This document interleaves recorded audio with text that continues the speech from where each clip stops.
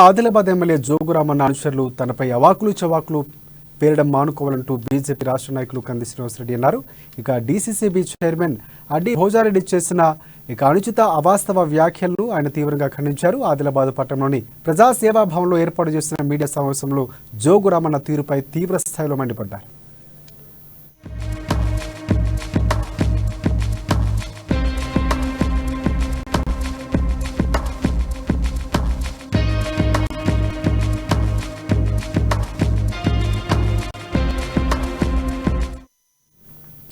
జైనద్ మండలంలోని తరోడా వంతెన దెబ్బతినడానికి ప్రయాణికులు అవస్థలు ఎదుర్కోవడానికి ముమ్మాటికి జోగురామన్న వైఫల్యమే కారణమని ధ్వజమెత్తారు.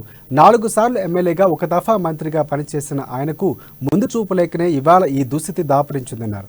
తరోడా వంతెన రోడ్డు నిర్మాణం ఇప్పుడు నేషనల్ హైవే అథారిటీ పరిధిలోకి వెళ్లిందని, రాష్ట్ర ప్రభుత్వం ఆధీనంలో ఉన్నప్పుడు నువ్వేం చేస్తావంటూ ప్రశ్నించారు.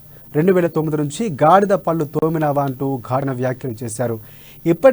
అప్పటి నుంచి ఇప్పటి వరకు వంతెన నిర్మాణం ఎందుకు చేపట్టలేదని కడిగి పారేశారు. పాతదానికి పూతల పోసి చేతులు దులుపుకున్నారని ఆగ్రహం వ్యక్తం చేశారు. బరితెగించి మాట్లాడడం మానుకోవాలని, అభివృద్ధిపై దృష్టి సారించాలంటూ హితవు పలికారు. ప్రశ్నించే గొంతుకులను ప్రజాస్వామ్య పద్ధతిలో సమాధానం చెప్పాలి తప్ప బెదిరింపులకు పాల్పడితే ఇక్కడ బెదిరిపోయేవారు ఎవరూ లేరని అన్నారు.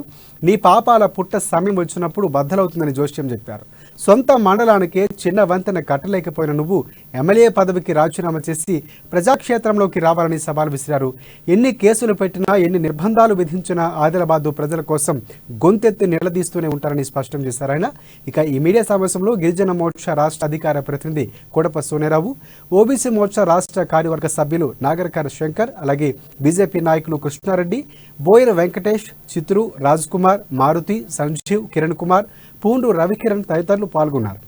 కమిషన్లకు బయట చెప్పుకునేదాన్ని బట్టి జోగురామన్న గారి చెంచాలు, భజన పనులు, జోగురామన్న గారి పెంపుడు కుక్కలు నిన్న నా మీద ప్రెస్ మీట్ పెట్టి అవాకులు చెవాకులు పేల్చిండ్రు. మళ్ళా చెప్తున్నా, జోగురామన్న గారు మీకు సోయి లేదు. నిన్న పలికింది అడ్డి భోజరెడ్డి అయినా పలికించింది నువ్వే జోగురామన్న. ఆదిలాబాద్ ప్రజలందరూ కూడా మా ఎమ్మెల్యే జోగురామన్న చవట, దద్దమ్మ, సన్నాసి అని అనుకుంటున్నారు.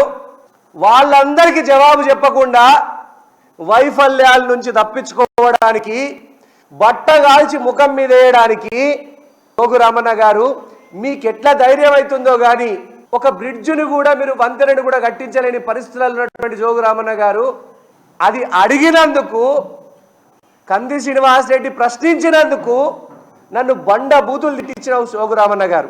సభ్య సమాజం తలజించుకునేటువంటి భాషల మాట్లాడించిన జోగురామన్న, నీ నీచ సంస్కారానికి ఇట్లా చదువుకున్నది 6వ తరగతితో 10వ తరగతి, మరి దొంగ సర్టిఫికెట్లా, దొంగ పట్టాలు అవి మాకు తెలియవు కానీ నీ చదువులేని తనానికి, నీ నీచ సంస్కృతికి, నీ నీచ సంస్కారానికి వదిలేస్తున్నా. జోగురామన్న, నీ పెంపుక్కలు, నీ చెంచాలు ఏమన్నాయి? 18 నెలల క్రితం నేషనల్ హైవే కేంద్ర ప్రభుత్వం ఈ బ్రిడ్జిని స్వాధీనం చేసుకున్నది, ఒప్పుకుంటా. మేము చెప్పింది అదే. 18 నెలలకు క్రితం నేషనల్ హైవే దీన్ని హ్యాండ్ ఓవర్ చేసుకొని ఉంటే 2009 నుంచి 2021 వరకు నువ్వేం చేసినావు? గాడిదపల్లి తోమినావా? ఎమ్మెల్యే నువ్వు కాదా? నీకు పోయి లేదా?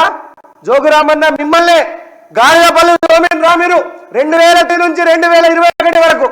2018లో భయంకరమైనటువంటి వరద వస్తే, సాత్నాల జలాశయంలో నీళ్లు నిండితే, వరద నీటిని వదిలితే ఆ నీటి ఉధృతికి తట్టుకోలేక 30 సంవత్సరాలకు పైబడిన బ్రిడ్జు నెర్రెలు పాసి బీటలు వరి కూలిపోయే దశలో ఉంటే 2018లో మీరు మంత్రి కాదా? 2018 ఆగస్టులో మంత్రి కాదా జోగురామన్న? సుండి మాట్లాడుతున్నారా? నిమ్మంది సోయి లేక మాట్లాడుతున్నారా? 2018లో నువ్వు మంత్రిగా ఉన్నప్పుడు 25 కోట్లు వంతెన నిర్మాణం చేయలేకపోయినావు. 4,000 కోట్లు మింగేసినా అని చెప్తున్నావు. నీ దగ్గర 25 కోట్లు లేకుండా వంతెన నిర్మాణానికి 25 కోట్లు శాంక్షన్ చేయలేని దారుణమైనటువంటి పరిస్థితుల్లో ఉంటేవా నువ్వు మంత్రిగా ఉన్నావు?